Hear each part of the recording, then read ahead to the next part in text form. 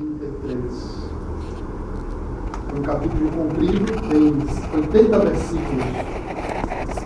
Vamos então acompanhar a leitura com toda atenção e com toda reverência.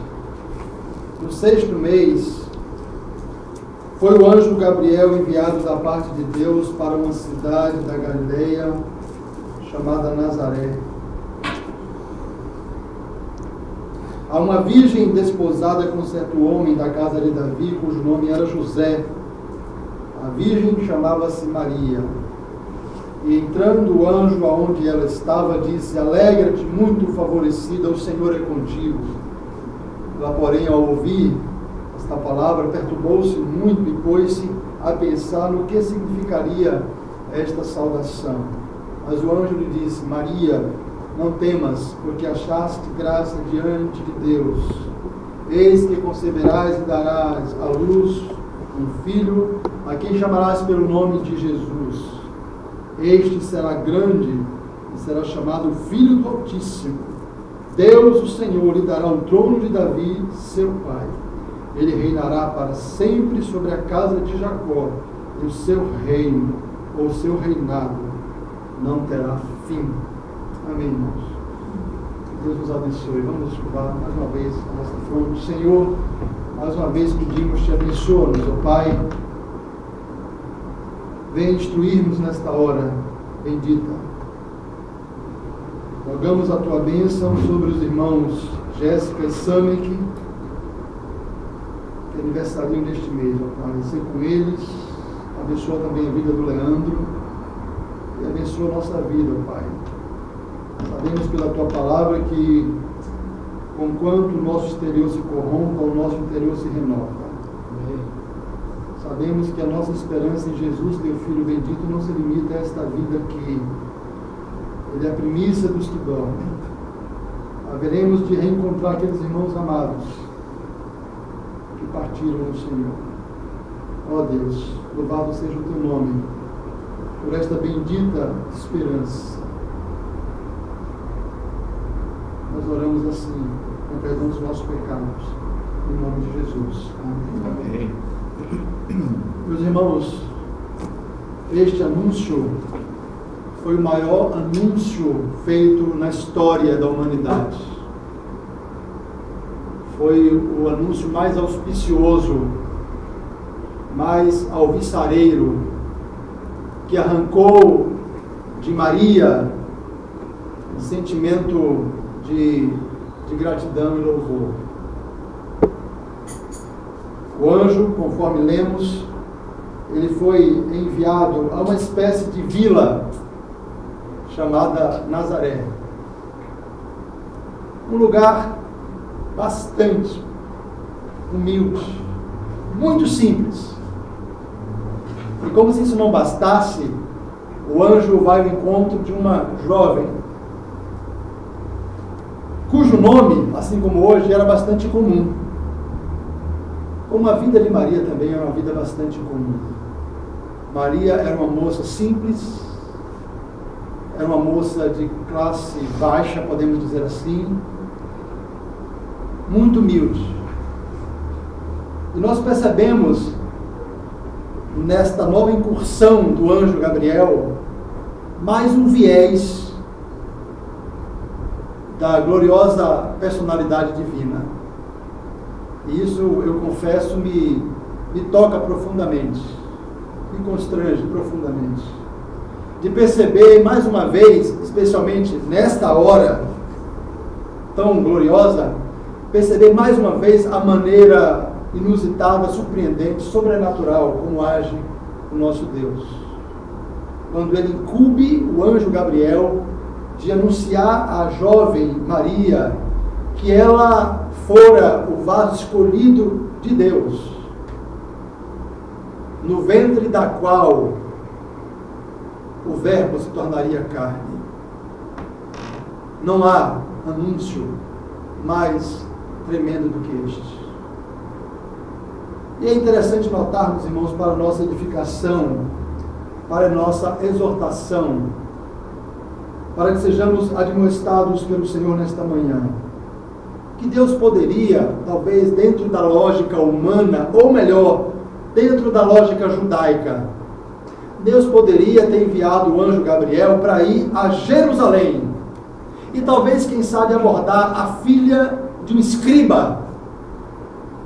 Não poderia? Na mente judaica, esta era a perspectiva. Este era o horizonte que um judeu vislumbrava, descortinava.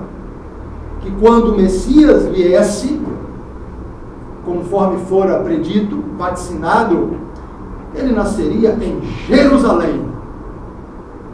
E quem sabe, através de uma filha de um escriba, um homem versado nas escrituras. Mas Deus não faz dessa forma. Mais uma vez, Deus nos surpreende e faz com que o anjo vá a uma espécie de vila e aborde uma jovem chamada Maria. E este anjo faz-lhe um anúncio dos mais gloriosos. Ele trouxe a Maria uma boa nova. Veja o que diz o verso 26.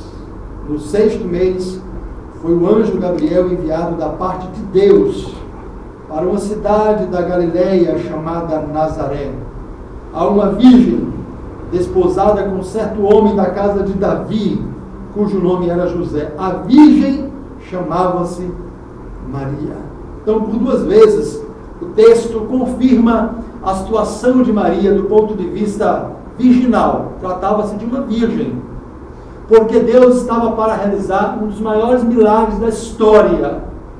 Não apenas o milagre de fazer uma jovem engravidar, uma virgem dar à luz, mas um milagre maior ainda do que este, infinitamente maior, de fazer com que o próprio Filho bendito, seu Filho amado, unigênito, viesse a este mundo da parte dele, de Deus, para trazer luz àqueles que jaziam na sombra da morte, nas trevas. É um acontecimento portentoso. E aqui Deus nos ensina mais uma lição, irmãos. Foi lido aqui no comecinho das perguntas daquele catecismo, lá no Velho Testamento, que Deus fez tanto um como o outro, tanto rico quanto pobre. Não foi? Nós ouvimos a leitura, quem chegou no horário. E de fato Deus escolhe uma mulher pobre, morando numa espécie de vila. Ninguém jamais imaginou, nem de longe, que dali Deus escolheria uma jovem virgem para dela fazer um vaso escolhido. E é tão interessante, irmãos, porque o anjo dar-lhe uma boa nova e diz-lhe, inclusive, veja o que diz o verso 28, e entrando o anjo aonde ela estava, disse: alegra-te, muito favorecida. De fato, dentre milhares e milhares e milhares de mulheres, Maria fora a escolhida. Por isso o anjo fala com tanta propriedade: alegra-te. Maria tinha todo o motivo do mundo para se alegrar, porque Deus a escolheu. Imagine você que é mulher. Nós homens talvez não consigamos nos apropriar devidamente dessa ideia, mas você que é mulher, imagine Deus escolher você para algo tão honroso. Era assim que Maria se sentia. Portanto, o sentimento nela era um sentimento mesclado de gratidão e louvor, por ter sido aquela que Deus escolheu para que o seu filho viesse ao mundo, para que se desse através dela o acontecimento mais extraordinário do mundo ou da humanidade. E ela foi escolhida. E o anjo então diz-lhe: alegra-te, muito favorecida, o Senhor é contigo. Nós sabemos do lugar que a Igreja Católica coloca Maria. É um lugar que nem ela mesma deseja estar. Maria é vista pela Igreja Católica Romana, que a Igreja Católica somos nós, como medianeira. Olham para Maria com a mesma deferência com que olham para Jesus, o fruto do seu ventre. Eles olham para Maria como alguém que foi concebido sem pecado. Na visão da Igreja Católica Romana, Maria foi concebida sem pecado. E essas são doutrinas insustentáveis à luz do texto sagrado, como vemos exatamente aqui. O anjo lhe diz: alegra-te, muito favorecida. Ou seja, era um favor, era uma benevolência, era uma graça de Deus para com ela. Não havia nela atributo algum para que Deus a escolhesse do ponto de vista humano. Maria era exatamente igual àquelas mulheres, mas Deus a escolheu. Por isso, alegra-te, muito favorecida. Foi um privilégio inusitado da parte de Maria ser aquela que Deus escolhera para, através dela, trazer ao mundo o Salvador, nosso Redentor amado. Daí a ordem de Paulo em Romanos 12, 16. Ali no meio do versículo: em lugar de serdes orgulhosos, condescendei com o que é humilde. Eu vejo nisso aqui, irmãos, uma aplicação muito prática para a vida da gente. Porque, na prática, admitindo ou não, nós muitas vezes, eu digo nós de um modo muito pulverizado, muito amplo, mas as pessoas de um modo geral falando, elas têm um certo preconceito para com o pobre, ou para com a pobreza. Se é uma coisa que elas não querem, é ser pobre. Como se pobreza significasse pecado. Mas vimos aqui, no início da manhã, que Deus fez tanto um quanto o outro. E vimos aqui que Deus não escolheu uma mulher rica, filha de um escriba, que morasse na capital, lá em Jerusalém, o centro religioso. Ele vai para uma vila, para um lugar inóspito, onde judeu nenhum imaginaria que o anjo iria para escolher uma jovem como Maria, virgem, para dizer-lhe: alegra-te, muito favorecida, porque o Senhor é contigo. A mesma coisa podemos dizer com respeito à salvação. Foi dessa mesma formatação que Deus nos escolheu. Nós devemos nos alegrar, porque fomos muito favorecidos com a salvação que nos adveio através deste Salvador. E a promessa do Velho Testamento agora se cumpre de um modo pleno, cabal, literal, na vida do povo de Deus e através de Maria. No entanto, devemos reconhecer, não olhamos para Maria, não a vemos como a Igreja Católica Romana a vê, mas reconhecemos, foi uma mulher que recebeu uma honra da parte do Senhor, conceber o próprio Filho de Deus como obra do Espírito Santo de Deus no seu ventre. Foi a honra mais elevada que uma mulher poderia receber da parte do Senhor. Favorecida. Essa é a melhor palavra. É a palavra que mais se aplica àquilo que Deus fez, realizou na vida de Maria e através dela. Nós lemos aqui, fizemos a leitura corrente de Coríntios, né? Estamos no capítulo 3 ou 4, foi lido aqui, mas no capítulo 1, Paulo diz assim, e nos lembra muito esse episódio aqui, da visita do anjo Gabriel a Maria, naquela aldeia. Deus escolheu as coisas fracas para envergonhar as fortes. Deus escolheu as coisas humildes e as desprezadas e aquelas que não são, para reduzir a nada as que são, a fim de que ninguém se vanglorie na presença de Deus. É assim que Deus age. É assim que Deus faz. Este, muitas vezes, é o seu modus operandi. É assim que Deus opera. Contrariando a razão humana. Frustrando, de repente, a nossa expectativa. Não, que se Deus tiver que começar um avivamento, vai ser naquela igreja lá. Por causa do material humano que há ali. Por causa do recurso material que ela detém. E é aí que Deus vem exatamente na contramão da nossa lógica, da nossa expectativa ou perspectiva. E Deus começa um avivamento poderoso na vida daquele jovem, daquela jovem humilde, simples. E é ali que Deus começa uma obra. Foi assim, tem sido assim. E este é mais um exemplo, eu diria o exemplo mais glorioso, quando Deus escolhe Maria. Ela de fato foi muito favorecida, mas escolhida por Deus, para que essa obra gloriosa se concretizasse na vida da igreja. Nós sabemos pela história da Bíblia que por uma mulher, no princípio, o pecado e a morte entraram no mundo, mas por uma mulher também a vida e a imortalidade vieram à luz, no caso, Maria. Que bênção! Como eu devo aprender, irmãos, a lidar com as questões sociais no tempo presente, mesmo como crentes reformados, ditos piedosos, às vezes nós não sabemos lidar de forma adequada com as questões sociais com as quais nos deparamos fora e dentro da igreja. Veja o exemplo do Senhor. Não se estribe no seu próprio entendimento. Apegue-se, atine para a sabedoria divina. Ele escolhe as coisas fracas para envergonhar as fortes e as que não são, para reduzir a nada as que são.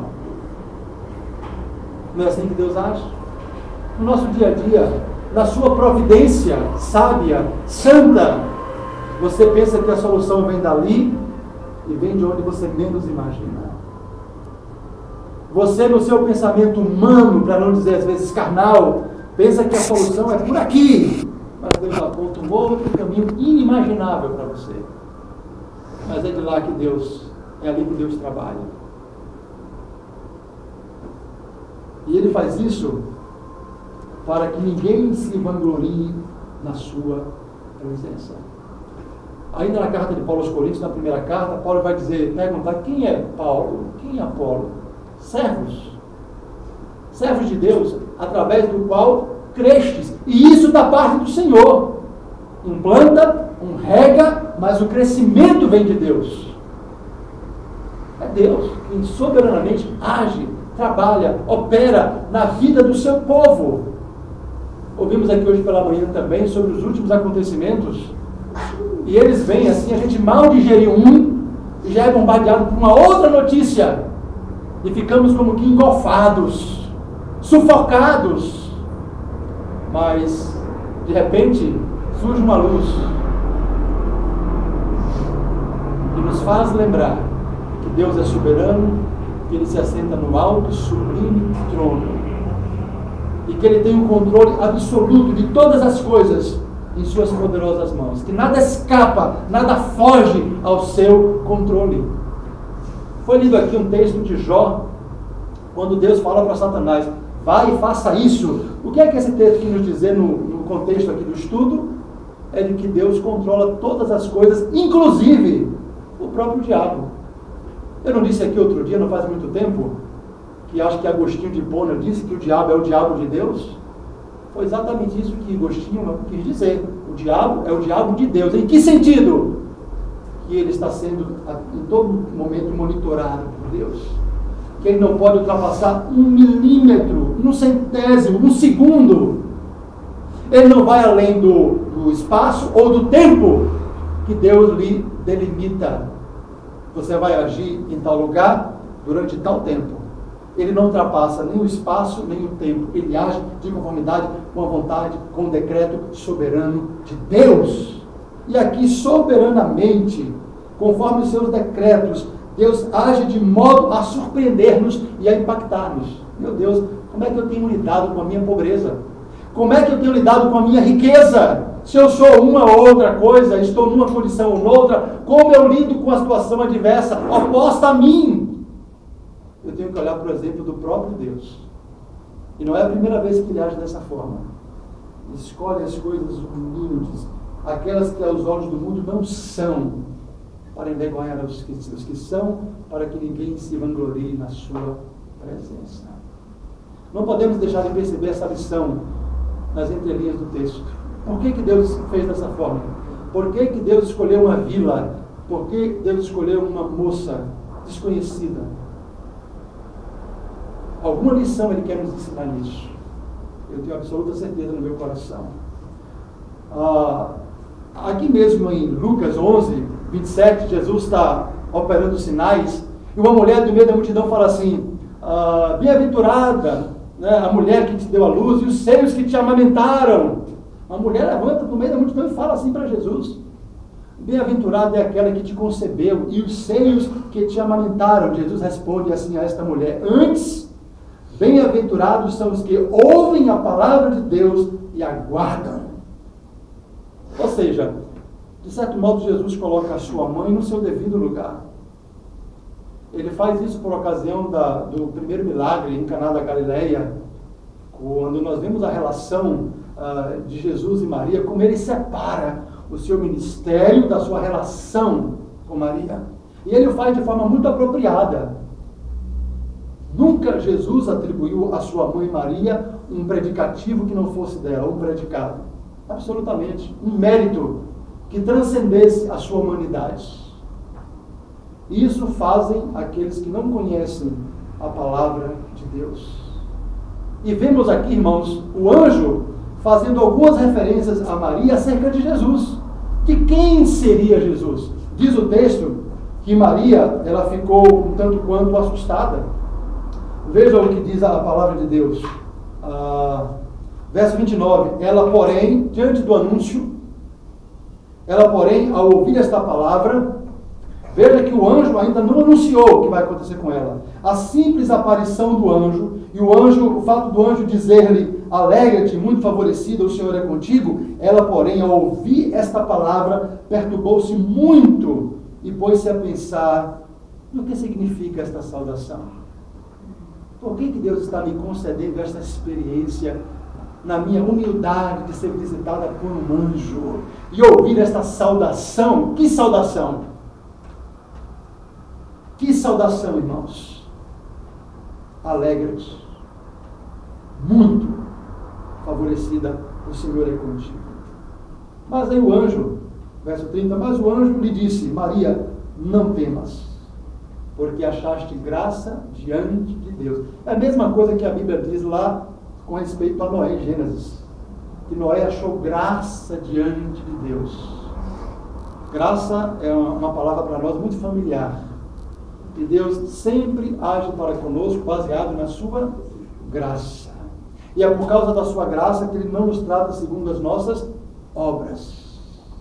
E aqui o anjo lhe diz, achaste graça diante de Deus.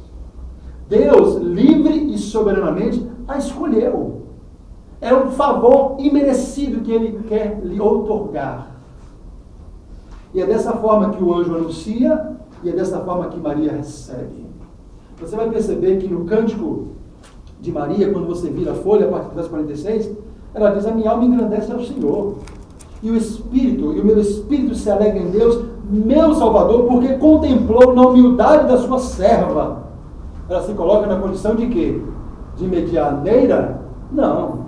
De alguém concebido sem pecado? Não. Maria se coloca na condição de serva. Isso é maravilhoso. E o anjo lhe diz acerca de Jesus. Está aí no verso 31. Eis que conceberás e darás à luz um filho, a quem chamarás pelo nome de Jesus. Este será grande e será chamado Filho do Altíssimo. Essas são as referências que o anjo faz a Maria acerca de Jesus. O grande Salvador, o profeta, maior que Moisés, infinitamente mais sábio do que Salomão. A Bíblia diz que ele é o grande sacerdote das nossas almas, o rei acima de todos os reis, nome que está acima de todo nome. Gabriel diz que ele será chamado Filho do Altíssimo. Filho do Altíssimo. O Emanuel, Deus conosco. E ele diz que o seu reino será eterno. O seu reino não terá fim. E nós sabemos pela Escritura que nós reinaremos com Ele eternamente. Então, irmãos, à semelhança de Maria, devemos também nos alegrar.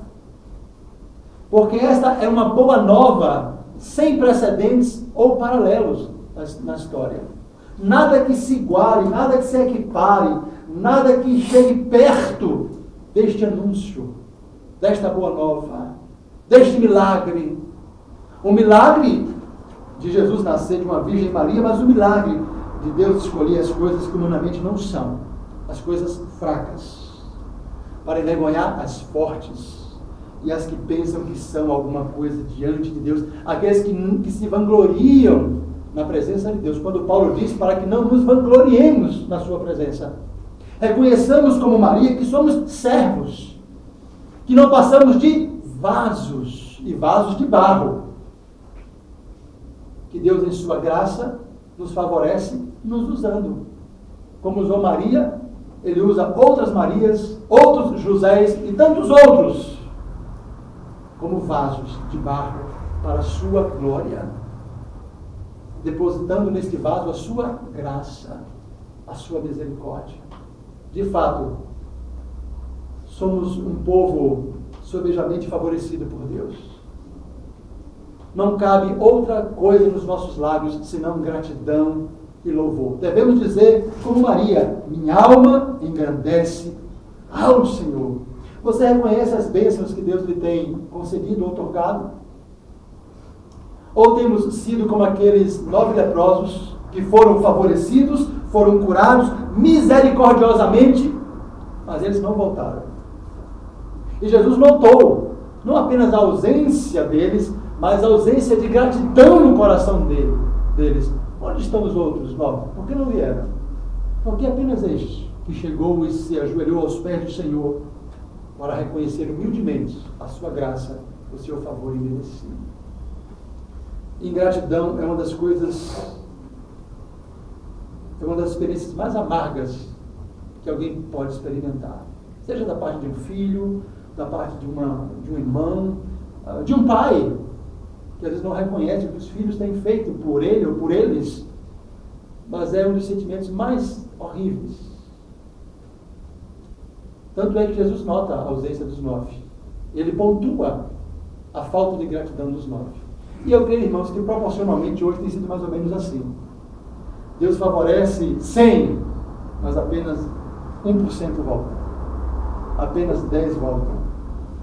E se ajoelham, e se prostram, e se vergam, e quedam-se aos pés do Senhor para bendizer, para tributar-lhe ação de graças. Eu creio que o número tem sido mais ou menos esse. 10%. Deus faz 100% nas nossas vidas. E nós só agradecemos os 10% que Ele faz por nós. Somos ingratos. E devemos reconhecer as bênçãos dadivosas que Deus tem derramado sobre a nossa vida. E lembrar que um dia trocaremos a nossa cruz por uma coroa. A cruz precede a coroa, como o sofrimento precede a glória.